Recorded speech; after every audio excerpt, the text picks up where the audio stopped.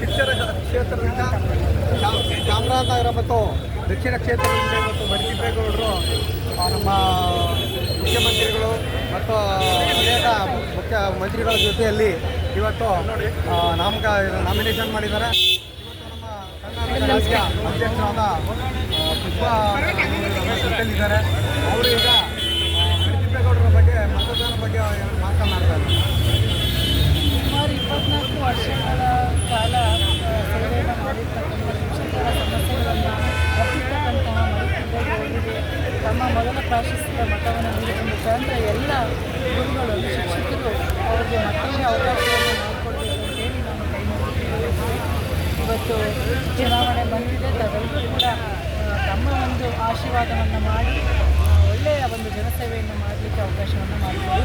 ಸನ್ಮಾನ್ಯ ಸಿದ್ದರಾಮಯ್ಯ ಅವರು, D K Shivakumar ಅವರು ಮತ್ತು ಎಲ್ಲ ನಾಯಕರ ಒಂದು ನೇತೃತ್ವದಲ್ಲಿ ಚುನಾವಣೆಗೆ ಹೋಗ್ತಾ ಇದ್ದೇವೆ.